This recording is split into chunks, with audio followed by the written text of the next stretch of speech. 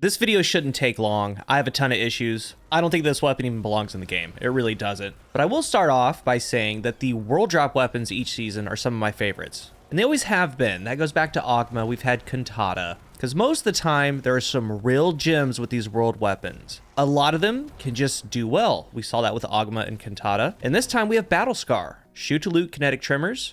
I've covered that, and it's pretty much my main PvE weapon. I use it all the time. Or maybe you got a harsh language with destabilizing rounds. Void frame, destabilizing, a lot of power there. But sometimes they're just absolute duds.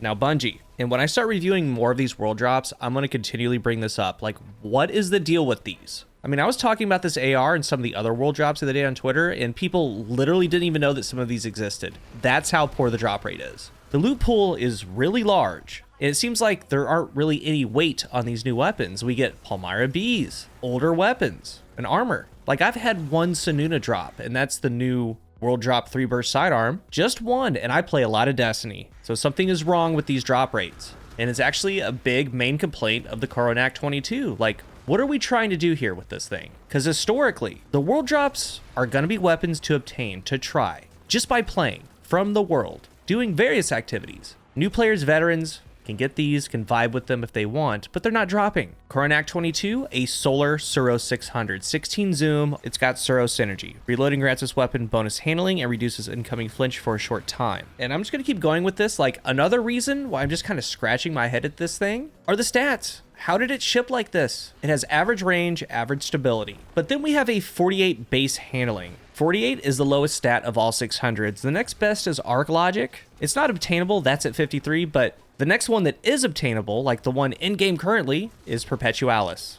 That's at 62. So it's got 14 less handling than that. It's got 41 base reload. Again, the lowest stat, Perpetualis, is at 58. 59 aim assist, that's the lowest. Perpetualis is at 67. The only thing that it has going for it is 73 recoil direction, the best of all 600s. But I feel Perpetualis is an excellent comparison, even though it's in a completely different spot on your loadout. These came out at the same time.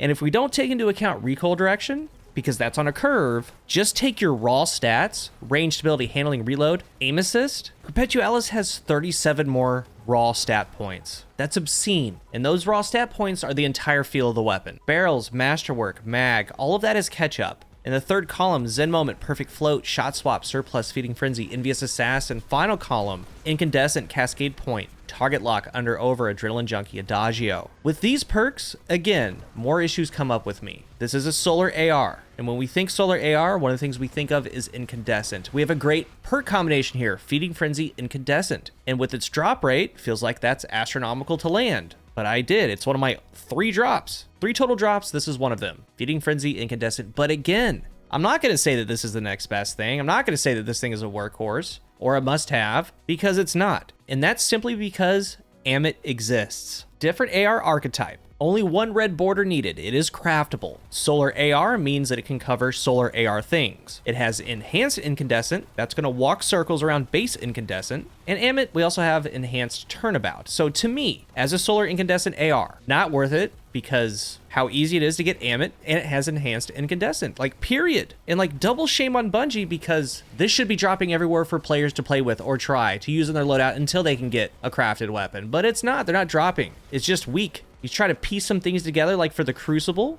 And again, I just went over Perpetualis. Like, this AR has Zen Moment, Target Lock. Why not craft a Perpetualis, which those are dropping like candy, craft it, get enhanced Zen Moment, enhanced Target Lock, or whatever perks that you want. 37 better stat product overall. Like, they did not do a good job with this. It's not dropping. It's shipped with literally the lowest and weakest stats of the class. The perks that it has on it, easily replicated, mastered on other weapons.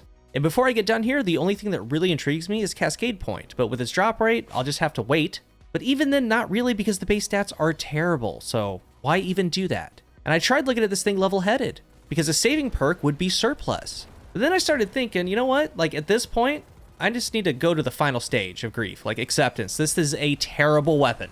But as always, if you get one, try one. That's what is nice about Destiny. Weapons do feel different, but this one feels terrible. The stats translate. It's a bad weapon. So on to better and more meaningful reviews. If you're new here, remember to hit the subscribe button. And if you are subscribed, thank you so much for your support. Let's talk about the Coronach-22 down below. If you have one, do you like it? And if you don't have one, I don't think that you're missing anything special. Thank you for watching, and until the next one, I am Cool Guy.